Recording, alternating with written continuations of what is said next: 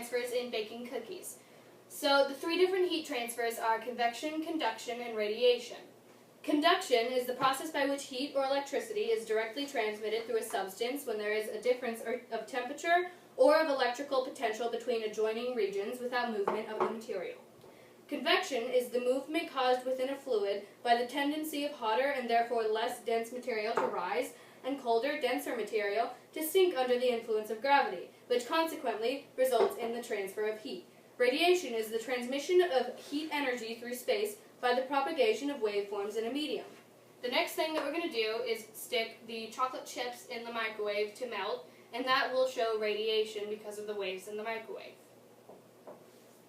We've just melted the chocolate chips in the microwave, which is a form of radiation, as I've already said. And we added some milk because it took a while for it to melt, to get to this kind of liquidy consistency. And we're just going to add it to the cookies.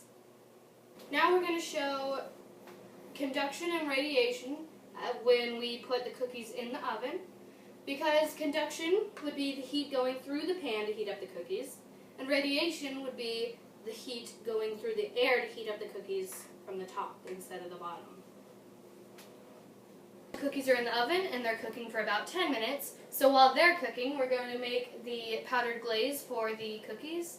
And right now we're boiling water, and that is convection because part of the water is getting hotter and moving to the top, whereas part of the water is colder and it's moving to the bottom, and it's going in this sort of circle until all the water's heated up and it's boiling. And at that point we're going to add the powdered sugar to make the glaze to put on top of the cookies.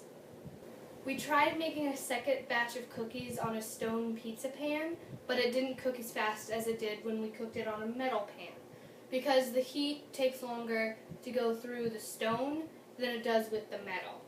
So right now we're just adding the glaze to the first batch. In conclusion, heat transfer finds its way into baking cookies frequently, from heating up some of your ingredients in the microwave or even on the stove top, or even baking the cookies in the oven. Heat transfer makes itself apparent in baking cookies multiple ways.